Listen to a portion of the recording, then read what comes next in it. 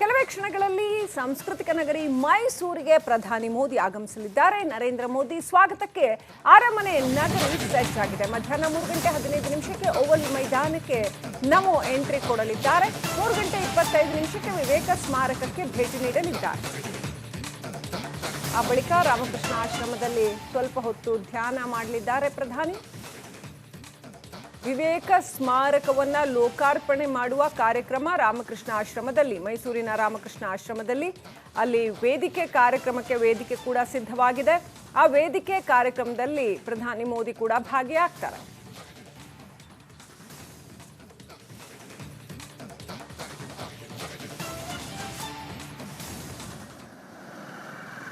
ಅರಮನೆ ನಗರಿಗೆ ಪ್ರಧಾನಿ ಮೋದಿ ಆಗಮಿಸಲಿದ್ದಾರೆ. ಓವಲ್ ಮೈದಾನದಲ್ಲಿ ನಮೋ ಲ್ಯಾಂಡಿಂಗ್ ಆಗ್ತಾರೆ. ಇನ್ನೇನು ಕೆಲವೇ ಕ್ಷಣಗಳಲ್ಲಿ ಸೇನಾ ಹೆಲಿಕಾಪ್ಟರ್ನಲ್ಲಿ ಆಗಮಿಸಿದ್ದಾರೆ.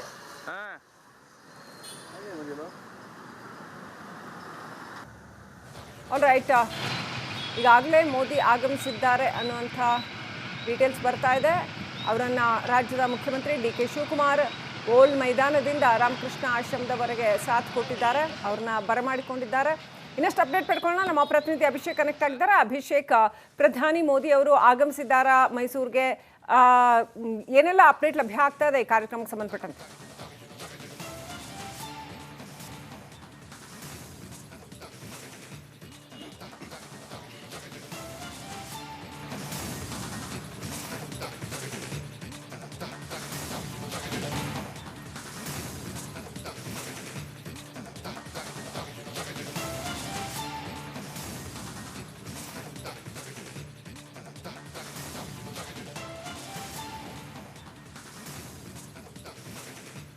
ರಾಮಕೃಷ್ಣ ಆಶ್ರಮದ ವಿವೇಕ ಸ್ಮಾರಕಕ್ಕೆ ಪ್ರಧಾನಿ ಮೋದಿ ಭೇಟಿ ನೀಡಲಿದ್ದಾರೆ. ಆ ವಿವೇಕ ಸ್ಮಾರಕವನ್ನ ಲೋಕಾರ್ಪಣೆಗೊಳಿಸೋದಕ್ಕೆ ಪ್ರಧಾನಿ ಮೋದಿ ಮೈಸೂರಿಗೆ ಆಗಮಿಸ್ತಾ ಇದ್ದಾರೆ.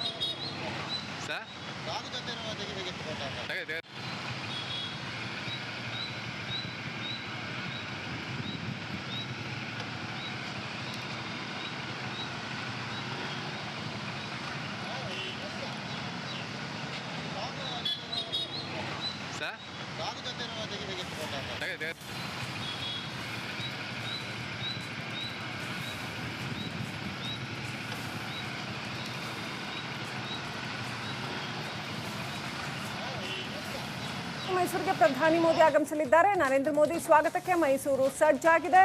ಮಧ್ಯಾಹ್ನ 3:15 ಅಂದ್ರೆ ಇನ್ನೇನು ಕೆಲವೇ ಕ್ಷಣಗಳಲ್ಲಿ, ಇನ್ನು 5-10 ನಿಮಿಷದಲ್ಲಿ ಓವಲ್ ಮೈದಾನಕ್ಕೆ ನಮೋ ಬರ್ತಾರೆ ಅಂತ ಹೇಳಲಾಗ್ತಾ ಇದೆ. 3:25 ವಿವೇಕ ಸ್ಮಾರಕಕ್ಕೆ ಭೇಟಿ ಕೊಡಲಿದ್ದಾರೆ. ಅಪ್ಡೇಟ್ ಪಡ್ಕೊಳ್ಳೋಣ. ಅಭಿಷೇಕ್ ಕನೆಕ್ಟ್ ಆಗಿದ್ರೆ. Yes Abhishek, please go ahead. Modi ಅವರು ಬರೋದಕ್ಕೆ ಯಾವ ರೀತಿ ಸಜ್ಜಾಗಿದೆ ಅರಮನೆ ನಗರಿ, ಏನೆಲ್ಲ ಡೀಟೇಲ್ಸ್ ಇದೆ?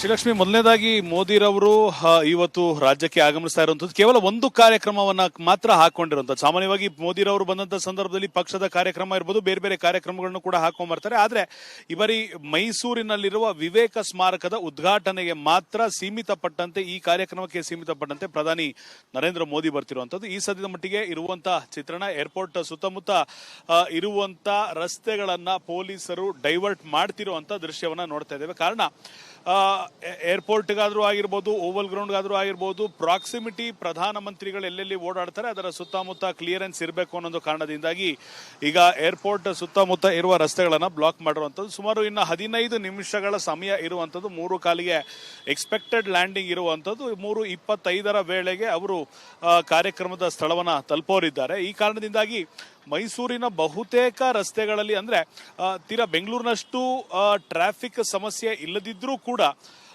ಇಲ್ಲಿ ಟ್ರಾಫಿಕ್ ಅನ್ನು ಡಿವಿಯೇಟ್ ಮಾಡೋ ಕೆಲಸದಲ್ಲಿ ಇವತ್ತು ಪೊಲೀಸರು ನಿರತರಾಗಿರುವಂತದ್ದು. ಎರಡು ಕಾರ್ಯಕ್ರಮ, ಒಂದು ಡಿ.ಕೆ. ಶಿವಕುಮಾರ್ ಅವರು ಮುಖ್ಯಮಂತ್ರಿಗಳಾಗಿ ಮೊದಲನೇ ಬಾರಿಗೆ ಮೈಸೂರಿಗೆ ಬಂದರು, ಚಾಮುಂಡೇಶ್ವರಿ ತಾಯಿಯ ದರ್ಶನವನ್ನ ಪಡೆಯೋದಕ್ಕಾಗಿ ಒಂದ್ ಕಡೆಗೆ ರೋಡ್ ಶೋ ಮುಖಾಂತರ ಚಾಮುಂಡೇಶ್ವರಿ ದೇವಾಲಯವನ್ನ ತಲುಪಿದ್ರು. ಮತ್ತೊಂದು ಕಡೆಗೆ ಪ್ರಧಾನಿರವ್ರನ್ನ ಬರಮಾಡ್ಕೊಳ್ಳೋದಕ್ಕೂ ಕೂಡ ಡಿ.ಕೆ. ಶಿವಕುಮಾರ್ ಅವರು ಈಗ ಇನ್ನೇನು ಕಾತೊರಿತಾ ಇರುವಂತದ್ದು. ಇನ್ನೇನು ಕೆಲವೇ ಕ್ಷಣಗಳಲ್ಲಿ ಪ್ರಧಾನಿ ಮೋದಿರವರನ್ನ ಬರಮಾಡಿಕೊಂಡು ಇದೇ ಸಂದರ್ಭದಲ್ಲಿ ಅವರನ್ನ ವಿವೇಕ ಸ್ಮಾರಕದ ಕಾರ್ಯಕ್ರಮ ನಡೆಯುವಂತ ಸ್ಥಳಕ್ಕೆ ಕರೆದುಕೊಂಡು ಹೋಗಲಿದ್ದಾರೆ. ಅದಾದ ನಂತರ ಸುಮಾರು 5:25 ವೇಳೆಗೆ ಕಾರ್ಯಕ್ರಮ ಪೂರ್ಣ ಪ್ರಮಾಣದಲ್ಲಿ ಮುಕ್ತಾಯ ಆಗುತ್ತೆ. 6 ಗಂಟೆ ವೇಳೆಗೆ ಡಿ.ಕೆ. ಶಿವಕುಮಾರ್ ಅವರು ಕೂಡ ವಾಪಸ್ ಬೆಂಗಳೂರಿಗೆ ಮರಳುತ್ತಾರೆ ವಿಶೇಷ ವಿಮಾನದಲ್ಲಿ. ಈ ಸದ್ಯದ ಮಟ್ಟಿಗೆ ಇರುವಂತಹ ಚಿತ್ರಣ ಹಾಗೂ ಮತ್ತೊಂದು ವಿಶೇಷ ಮಾಹಿತಿ ಏನಂದ್ರೆ, ವಿವೇಕ ಸ್ಮಾರಕದ ಕಾರ್ಯಕ್ರಮದ ವೇಳೆ ಅರುಣ್ ಯೋಗಿ ರಾಜ್ ರವರು ಸಿದ್ಧಪಡಿಸಿರುವಂತ ಒಂದು ಮೂರ್ತಿಯನ್ನ, ಸ್ವಾಮಿ ವಿವೇಕಾನಂದರವರ ಮೂರ್ತಿಯನ್ನ ಪ್ರಧಾನಮಂತ್ರಿಗಳಿಗೆ ಉಡುಗೊರೆಯಾಗಿ ನೀಡಲಾಗುತ್ತೆ ಅಂತ ಈ ಹಿಂದೆ ಮಾಹಿತಿ ಬಂದಿತ್ತು. ಅದರ ಜೊತೆಗೆ ಇವತ್ತು ಅದನ್ನ ಮುಖ್ಯಮಂತ್ರಿಗಳ ಮುಖಾಂತರ ಹಸ್ತಾಂತರ ಮಾಡುವಂತ ನಿರೀಕ್ಷೆ ಅಂತ ಇರುವಂತದ್ದು ಈ ಸದ್ಯದ ಮಟ್ಟಿಗೆ. ಆದ್ರೆ ಈ ಒಂದು ಕಾರ್ಯಕ್ರಮದಲ್ಲಿ ಮತ್ತಷ್ಟು ಏನಾದ್ರು ವಿಶೇಷತೆಗಳು ಇರುತ್ತಾ, ಅಥವಾ ಈ ಪ್ರಧಾನಿ ಮೋದಿರವರ ಭೇಟಿಗೂ ರಾಜ್ಯದಲ್ಲಿ ಇರುವಂತ ಒಂದಿಷ್ಟು ಜ್ವಲಂತ ಸಮಸ್ಯೆಗಳಿಗೂ ಏನಾದ್ರೂ ಕನೆಕ್ಟಿವಿಟಿ ಸಿಗುತ್ತಾ,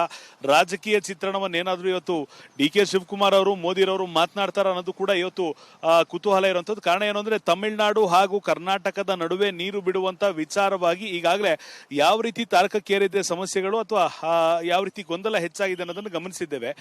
ಈ ನಿಟ್ಟಿನಲ್ಲಿ ಪ್ರಧಾನಮಂತ್ರಿಗಳು ಏನಾದರೂ ಮಧ್ಯಸ್ಥಿಕೆಯನ್ನು ವಹಿಸಿ ಎರಡೂ ರಾಜ್ಯಗಳ ನಡುವೆ ಒಂದು ಸೇತುಬಂದಿಯಾಗಿ ನಿಲ್ಲುವಂತೆ ಡಿ.ಕೆ. ಶಿವಕುಮಾರ್ ಅವರು ಕೂಡ ಮನವಿ ಮಾಡಬಹುದು. ಅಥವಾ ಒಂದು ವೇಳೆ ಈ ವಿಚಾರವನ್ನ ಬಿ.ವೈ. ವಿಜಯೇಂದ್ರ ವಿಪಕ್ಷದ ನಾಯಕರು ಅಂದ್ರೆ ಬಿಜೆಪಿಯ ರಾಜ್ಯಾಧ್ಯಕ್ಷರು ಏನಾದ್ರು ಪ್ರಧಾನಿರವರ ಗಮನಕ್ಕೆ ತಂದು ಪ್ರಧಾನಿರವರು ಡಿ.ಕೆ. ಶಿವಕುಮಾರ್ ಅವರಿಗೆ ಇದನ್ನ ಬುದ್ಧಿವಂತಿಕೆಯಿಂದ ಈ ಒಂದು ಸಮಸ್ಯೆಯನ್ನ ಬಗೆಹರಿಸಿ ಅಂತ ಸೂಚನೆ ಕೊಡುವಂತದ್ದು ಇರ್ಬೋದು. ಒಂದಿಷ್ಟು ಮಾತುಕತೆಗಳಂತೂ ಆಗುವಂತ ನಿರೀಕ್ಷೆ ಇರುವಂತದ್ದು. ಕಾರಣ ಏನಂದ್ರೆ, ಸುಮಾರು 10 ನಿಮಿಷಗಳ ಸಮಯಾವಕಾಶ ಇರುತ್ತೆ ಪ್ರಧಾನಿರವರು ಲ್ಯಾಂಡ್ ಆಗಿ ಆ ಒಂದು ಸ್ಪಾಟ್ಗೆ ಹೋಗೋವರೆಗೂ. ಅದಾದ ನಂತರ ಆ ವಿವೇಕ ಸ್ಮಾರಕದ ಉದ್ಘಾಟನೆಯ ನಂತರ ಸುಮಾರು 15 ನಿಮಿಷಗಳ ಒಂದು ವಿಂಡೋ ಗ್ಯಾಪ್ ಏನಿರುತ್ತೆ, ಆ ವಿಂಡೋ ಗ್ಯಾಪ್ ನಲ್ಲೂ ಕೂಡ ಒಂದಿಷ್ಟು ರಾಜಕೀಯ ಚರ್ಚೆ ಆಗುವಂತ ಸಾಧ್ಯತೆ ಇದೆ. ಅದಾದ ನಂತರ ಬಹಿರಂಗ ಕಾರ್ಯಕ್ರಮ ಅಂದ್ರೆ ಜನರನ್ನ ಉದ್ದೇಶಿಸಿ ಮಾತನಾಡುವಂತ ಕಾರ್ಯಕ್ರಮ ಇರೋದ್ರಿಂದ ಪ್ರಾಬಬ್ಲಿ ಒಂದು 15ರಿಂದ 20 ನಿಮಿಷ ರಾಜ್ಯದ ಬಿಜೆಪಿ ಹಾಗೂ ಕಾಂಗ್ರೆಸ್ನ ನಾಯಕರು ಮೋದಿರವರ ಜೊತೆ ಮಾತನಾಡೋದಕ್ಕೆ ಅವಕಾಶ ಇರಬಹುದಾಗಿರೋದ್ರಿಂದ ಇದು ಯಾವೆಲ್ಲ ಮಾತುಕತೆ ಆಗುತ್ತೆ, ಇದನ್ನ ಯಾವ ರೀತಿ ರಾಜ್ಯ ಸರ್ಕಾರ ತೆಗೆದುಕೊಳ್ಳುತ್ತೆ, ಯಾವ ರೀತಿ ಮುಖ್ಯಮಂತ್ರಿಗಳು ತೆಗೆದುಕೊಳ್ತಾರೆ ಅನ್ನೋದು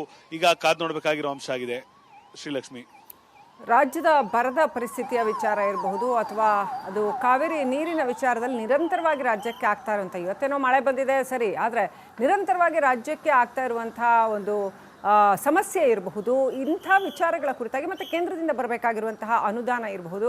ಮತ್ತು ವಿ.ಬಿ. ಜಯರಾಮ್ಜಿಯನ್ನು ನಮ್ಮಲ್ಲಿ ಚೆನ್ನಾಗಿ ಕರ್ನಾಟಕದಲ್ಲಿ CM ಡಿ.ಕೆ. ಶಿವಕುಮಾರ್ ಅವರು ಇಂಪ್ಲಿಮೆಂಟ್ ಮಾಡ್ತಾ ಇದ್ದಾರೆ.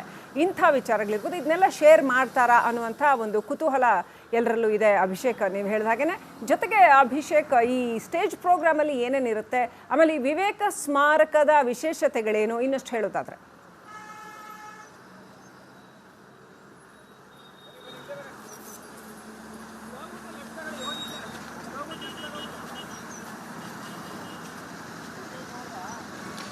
ಈಗ ಒಂದು ರಾಜಕೀಯ ಚಿತ್ರಣವನ್ನ ನಾವು ಗಮನಿಸೋದಾಯ್ತು ಅಂದ್ರೆ ಶ್ರೀಲಕ್ಷ್ಮಿ, ವಿ.ಬಿ. ಜಯರಾಮ್ಜಿ ಈಗಾಗಲೇ ನೀವು ಹೇಳಿದಂತೆ ಕೇಂದ್ರದಿಂದ ರಾಜ್ಯಕ್ಕೆ ಬರಬೇಕಾದಂತ ಅನುದಾನ ಯಾವ ಕಾರಣಕ್ಕೆ ಬಂದಿಲ್ಲ ಅನ್ನೋ ವಿಚಾರವಾಗಿ ರಾಜ್ಯದಲ್ಲಿರುವಂತಹ ಆಡಳಿತ ಪಕ್ಷ ಹಾಗೂ ವಿಪಕ್ಷ ಮಾಧ್ಯಮದ ಮುಖಾಂತರ ಒಂದಿಷ್ಟು ಟಾಕ್ ವಾರ್ ಅನ್ನ ಮಾಡೋದನ್ನ ನೋಡಿದ್ದೇವೆ.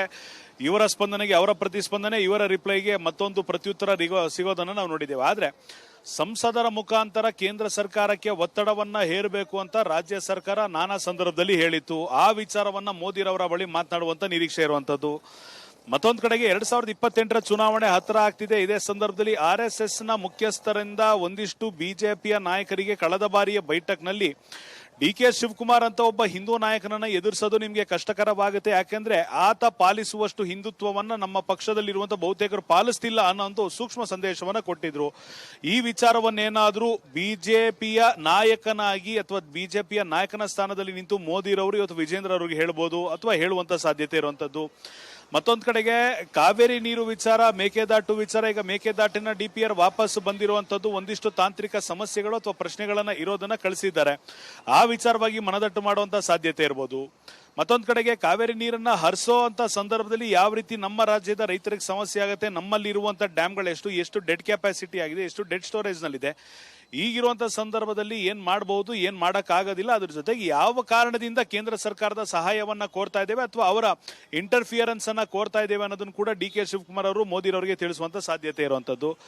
ಇವಿಷ್ಟರ ಜೊತೆಗೆ ಬಿಡದಿ ಟೌನ್ಶಿಪ್ ವಿಚಾರವನ್ನು ಕೂಡ ಪ್ರಸ್ತಾಪ ವಿಜೇಂದ್ರ ಅವರು ಮಾಡಿದ್ರೆ ಅದಕ್ಕೂ ಕೂಡ ಒಂದಿಷ್ಟು ಚೆಕ್ ಲಿಸ್ಟ್ ಅನ್ನೋದು ಡಿ ಕೆ ಶಿವಕುಮಾರ್ ಆಗ್ಲಿ ಬಿ ವೈ ವಿಜೇಂದ್ರ ಆಗ್ಲಿ ಇಬ್ಬರ ಬಳಿ ಇದೆ.